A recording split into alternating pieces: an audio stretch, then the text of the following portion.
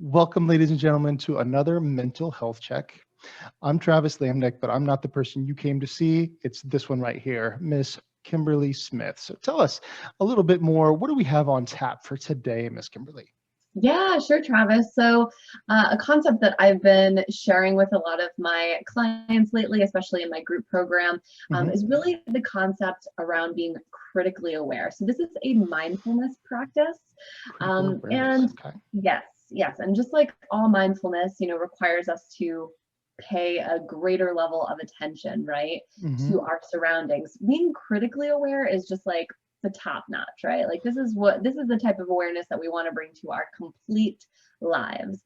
And first and foremost, it means kind of reality checking, right?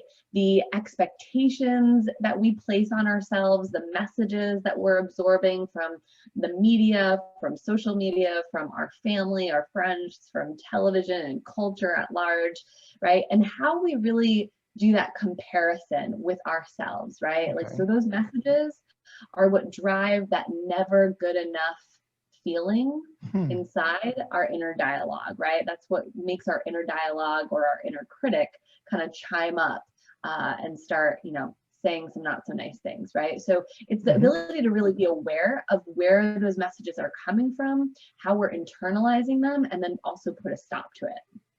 So when you're talking about critical awareness, you're not talking about, hey, I'm walking down the street and all of a sudden I go to cross, it's still a red light and a semi truck is coming. It's more metaphorically how our brains and how we're wired and how we're internalizing the information that we absorb. It's all of it. So it Okay. is reality checking the messages that we receive, right, from Okay. culture and media and all of that, right? But it is also being critically aware of our thoughts, right, which then become emotions, which then can become actions, right? It's being aware of our surroundings, of other people, about, you know, what moods or emotions they might be expressing to us and what that might mean, and also being generous with our assumptions, right? Okay. We typically tend to create the worst stories, right? We catastrophize, and say somebody takes a little bit of a negative tone with us, Yep. or whatever, we write this entire script of what an awful person they are because they did that, right? And chances are we've probably done the same thing. Or what an So alpha person we are because we did that. right, yeah, well, and yeah, we see ourselves reflected in a lot of that behavior from, right, and it's triggering. So being critically aware to not take that personal, right? But to Hmm. extend some generous compassion and empathy, is also part of it. Okay. So when we're talking about critical awareness, my mind goes to, like, let's just say a security monitor, right? You have cameras that are watching things, you have a security system. It goes off when somebody's trying to break in, Mhm. but it doesn't actually do anything. It just monitors. I mean, we've all seen those commercials saying, we're in the middle of a bank robbery. Aren't you going to do something? Oh, no, I'm just the security monitor. I'm not the security guard. Yeah, So I might be jumping ahead of us here, but what is the difference between being aware of something and actually putting it into effect when we talk about sure. this topic? Yeah, well, the awareness comes first, right? Right. The awareness is what we need. We can't put anything into practice or change anything unless we're first aware of when it's happening, right? So, yeah, sure, if we can, it's something that you build up, right? So first you might just start being aware of when your mind starts to go into that negative self-talk, right? And then staying curious about, well, why? Well, what's the message that I'm actually internalizing from this? Hmm. Where is that stemming from? Where have I heard that before? Why am I so quick to believe it, right? Hmm. So there's a whole spin-off of it that can come from it, right? And I mean, remaining curious is absolutely the core. But yeah, sure, when we first are aware of it, then we can, kind of ask ourselves those bigger questions, and then eventually it's going to lead us to a solution, right? Eventually we're going Right. to ask ourselves, well, what can we do about this? How can we replace that thought? How can we replace that behavior? Right. um, but baby steps. Baby steps indeed. So I am going to apply the GTS method, and that stands for Google that stuff. right? And there's a term that comes to mind, and I want to get the actual definition of meditate. So when you think of the term meditate, what do you think of? I think of, yeah, becoming aware of the different sensations in your body, aware of your thoughts, not necessarily stopping them, but just letting things kind of flow freely and being aware of their presence, being aware of your physical presence, of your breath, trying to slow down those thoughts a little bit, slow Mm-hmm. down your breathing, and kind of get to that place of equilibrium where you can just really exist in peace. When the term meditate is used, or meditation is used in context with information, concepts, such as Mm, what we're talking about now with critical awareness, I think the two really go hand in hand. Because meditation to me is not only thinking deeply and critically and getting your breath and everything, it's allowing your mind and your body to actually digest the topic, digest what's going on. And just like a cow with four stomachs, sometimes it has to come up a little bit before you can swallow it back down and get it going again a little bit more. Sometimes it needs multiple times that you actually sit and think about it. So once we become aware, because there's a lot of times where people become aware of something, they see this big red flag and they're like, okay, stop everything. Whew, that was a close one. And then they start moving on, but they don't deal with it. mm, So what's a good way that we can kind of slow down and deal with those types of things when they come up? that's a great question, right? So when things come up for me and I'm aware that there's that feeling or that Mm-hmm. switch, right? I like to take a time out. I just pause with whatever, right? Because we're so busy that what happens is that we think about it, we say we'll come back to it, but we forget, right? Mm-hmm. So stopping in that moment to explore a bit further for ourselves can be really beneficial. Also, just extending ourselves some grace, right? Like we're not, these things are going to happen. You can't get mad at yourself for Mm-hmm. when you feel triggered or for when you realize that, hey, I'm not, my thinking isn't quite right. I'm not in the right mindset. A lot of times we get frustrated with ourselves, right? And that doesn't help the problem. It just kind of snowballs it and compounds the negative impact on us. Right. But yeah, taking that short pause, really just, really just seeing what feelings even come up, seeing how Mm-hmm. your body feels in that moment. Are you like tense in certain places? Can you take a moment to just release that, right? Can you take a moment to just walk out of whatever environment you're in, right? And take a sunshine break or breathe some fresh air for 5 minutes and inhale, you know, and get that fresh breath. And just kind of recalibrate, right? Okay. Sometimes that is enough to snap us out of it. Sometimes it's just enough to leave a bigger lasting impression so that we do remember to come back to it later, Okay. right? Like, hey, yeah, I had a moment earlier, right? I had to get myself recalibrated and settle down a bit. What was that all about, right? And Mm-hmm. and really being intentional about coming back to it, Okay. and exploring it a bit further. So you just say, hold up there, Kimberly. You're having a moment. Let's just Hmm. take a moment. Yeah. Something like that.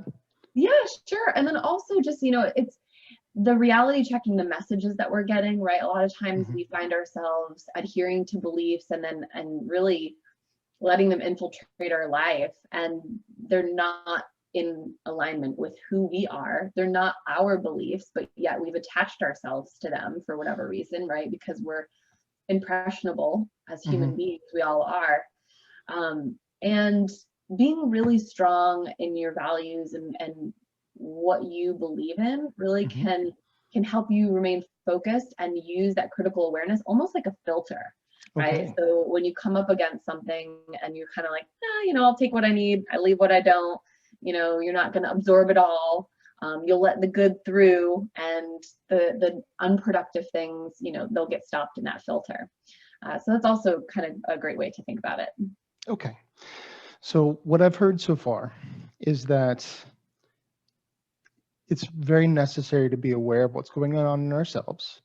That way we can deal with it before it becomes a larger issue, or Correct. we can adjust it to where it becomes more in line with reality instead of the perception. Now, what are some of the benefits, and what are some of the from actually doing this, and what are some of the cons with continuing to ignore it? Sure. I think the biggest con and pro, they go Hmm. together, right? It's the flip side of the same coin, is that if you're not aware of your surroundings, if you're not aware of the beliefs and the messages that you're internalizing, right, it is going to manifest in negative self-talk. It's going to manifest in negative self-talk, or you're going to be living by other people's values, right? You're Hmm. not going to be living in that full expression of who you are or what's important to you and the life that you desire to have. So that breeds inauthenticity, right? Okay. We're going to be walking around life not as our true authentic selves, right? And when we are not expressing ourselves in the most true or authentic manner, Right. it becomes uncomfortable.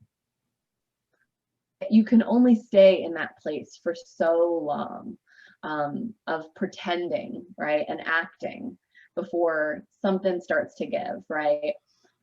You'll become internally frustrated. You'll start to feel stress, overwhelm, anxiety, right? Because the life that you're living is not what you desire. It's not what you want. It doesn't feel natural for you. It doesn't feel like it's in alignment with who you are as a person, your personality, your needs.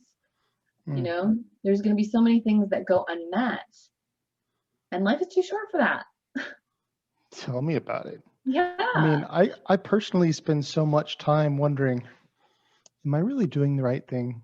And not the right thing as in how I'm responding to somebody, but the right fit for me.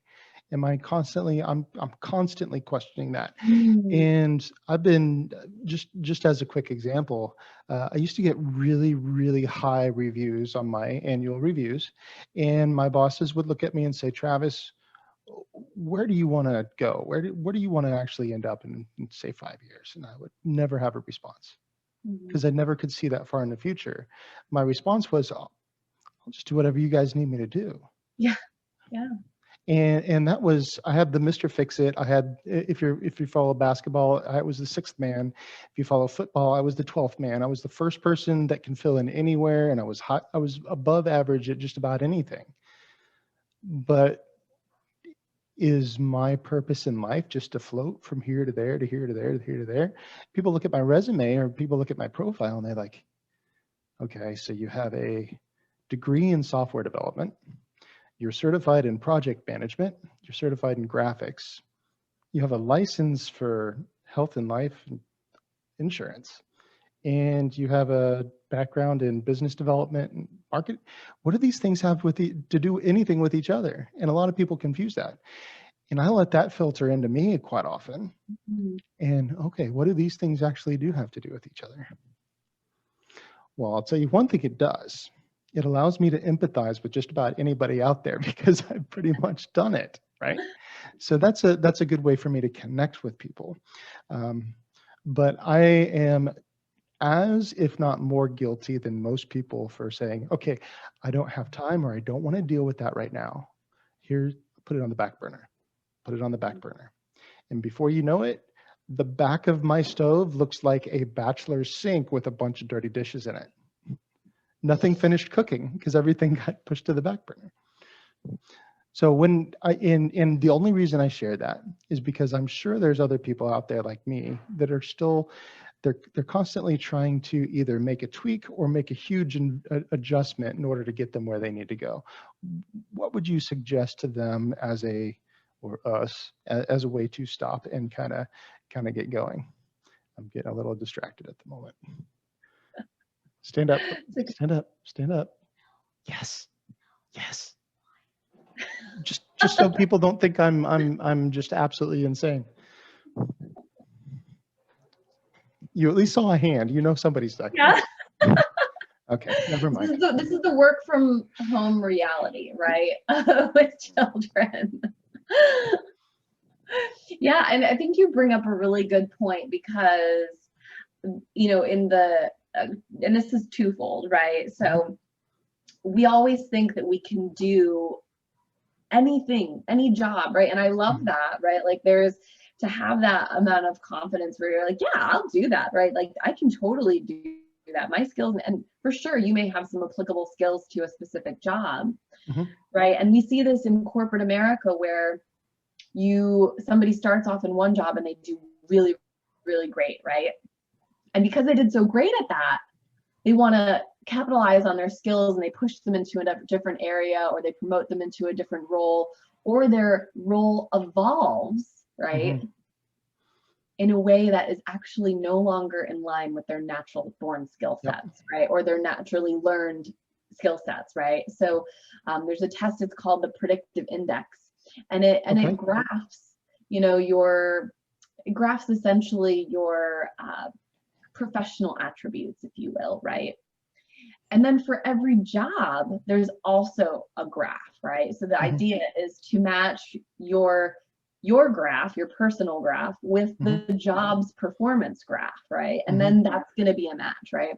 Okay. And I worked for an organization where they diligently used this system and it worked, right? And every time they veered off from it and took a chance and put somebody that had a different profile into a role that wasn't a match for their specific profile, right, it never really lasted very long, right? So, you know, for people who are trying to, I don't know, maybe if they're in the job market right now, right? I think there's a lot of people really there. being critically aware and honest with yourself, right? Radically honest with yourself about what you do well and the things that either you don't care to do, even if you do them well, but if you don't like them, right? Don't go after a job that is going to be full of those duties that you either do well and loathe, right?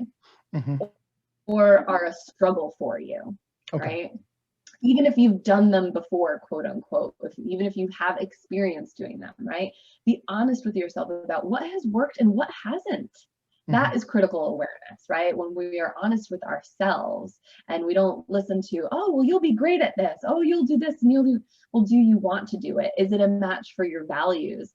Is it going to bring you joy? You know, is it going to pay your bills? You know, there's a lot of criteria that we need to use when we're, you know, choosing a direction, right, and making any big decision for ourselves in life, right? And it's a process.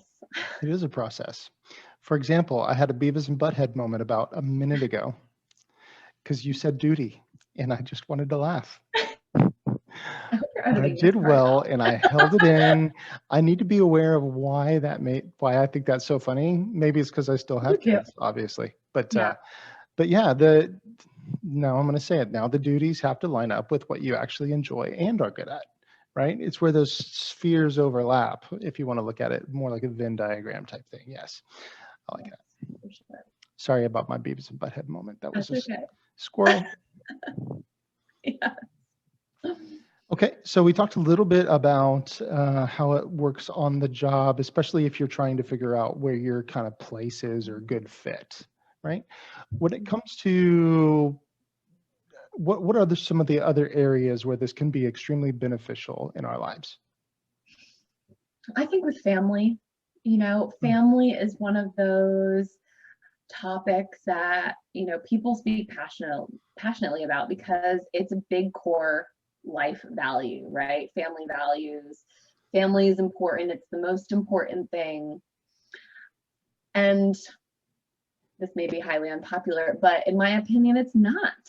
I think that there's a lot of emphasis put on family. And for a lot of people, family is not the happy-go-lucky picture that we see portrayed to us in movies and television and advertising and just, you know, popular culture at large, right? Mhm. In fact, families can be really toxic. And it might be in your best interest to put some distance between some of those family members, to be real with yourself and realize that that person is, and sucking my energy and my time, and I need to put some serious boundaries in place, right? So yeah, being critically aware of other people's behavior, how it makes you feel, how Mhm. you act when you are around certain people, right? Are you behaving like you would if you were with anybody else, or with some of your, best, closest friends who bring out the best in you? Or are you turning into somebody that is unrecognizable We because your defenses are up? Right. We can take this topic in so many different directions at this point right now. Yeah, Just the topic of family by itself. If yeah. we stop and we think about it, your family experience is different from my family experience. Hmm. Your family of origin experience is different from your more grown family experience, right? Correct. Your immediate family changes from your parents to a spouse, children. Um, so when we're talking about critical awareness, especially knowing where you kind of sit in relation to what family means is Hmm. very, very important to align with somebody else who has a very similar, right? My family of origin and my wife's family of origin are very different. And so we have a different perspective on family. Hmm. I mean, I had lunch today with my dad and my brother, celebrate my brother's birthday, and he's only about an hour away from me, but I see him once or twice a year. Right. Her brother is 16 hours away from her, and she goes out of her way to see him like 3 times a year. And that's really kind of the difference. And I see my parents not even a tenth as much as she sees her parents. So Hmm. having that alignment, because the perspective of our own families and what it looks like with our kids growing older, that's a little bit different too. So making sure that you're aware of those differences, you're aware of where you need to be able to be flexible and where you need to be rigid, and even where you need to excuse yourself whenever they want to be get time together. All that is very important, but it can go so many different ways because everybody has a different school of thought, but it's all based on their own experiences. Absolutely. I couldn't agree more. And, bringing up the topic of, spouses, and yeah, how you mesh families and what your expectations are on family time, right? And what works. I know personally in my family, sometimes the more of us that there are, it just breeds chaos, right? So if we're really looking Hmm. for one-on-one time, or I'm sorry, quality time, Right. smaller groups tend to be better, right? Um, and and then you feel like you really got the nourishment that you were desiring from that family visit or whatever it Right. was, right? Sometimes when we plan these big affairs and reunions and things like that, it's not as nourishing, it's not as meaningful, right? Mm. Because it just becomes diluted. Um, yeah, it just becomes diluted. Okay. So So yeah, that's an interesting reference. Are you saying it becomes diluted because there's too many people in one space and you can't get the quality time with each of them? Or because whenever it's a planned event, the expectations are larger and they don't always get met? Why both, are you using, okay. both. I think that, yeah, we have these big expectations, right? And we Mm, feel like, oh, it's gonna be so much fun, and we're gonna, like, we envision like all of this, like, just these memories being made, right? But what happens is, within there's that many people, it's hard to have deeper and more meaningful conversations and connections, right? Because you're trying to have it with so many people, and it's hard to be in a conversation with more than 3 or 4 people and everybody really feel heard, right? right. So what happens is, then, at least in my family, we end up speaking over each other, and then, we're yelling across the table, and then, okay, well, this half of the table's in their own conversation, and this half is in their conversation, and these people are done with their dinner, so they're already in the next room, like, it's just this, And meanwhile, you have Lewis over here smoking a cigar, lighting the tree on fire, and then Clark plugging in the light strand and burning up the pussycat, right? Yeah. So my mind went straight to the National Lampoon's Christmas Vacation when we're Yeah, talking for about sure. how many different things are going on at the same time, and just expectation levels. They're like, I think everybody should go home. Oh no, we're all in this together, right? Yeah.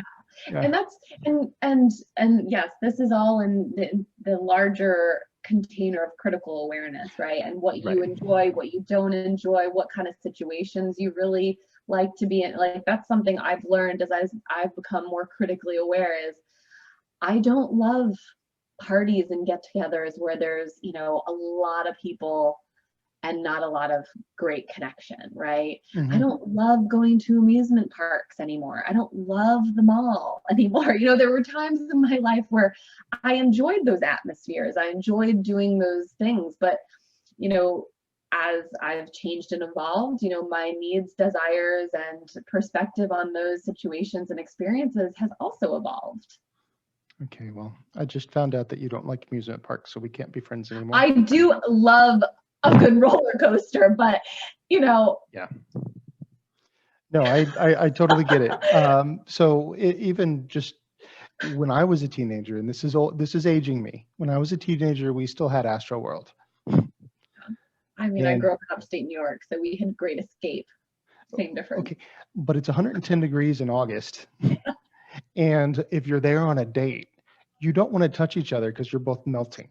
All right. And when you have a whole, so we're not even holding hands and nothing, right?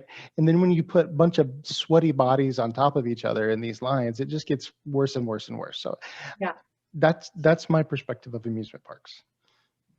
Same, right? So it's not the rides that I don't Mm-hmm. enjoy. It's all of the other Mm-hmm. BS that goes along with it.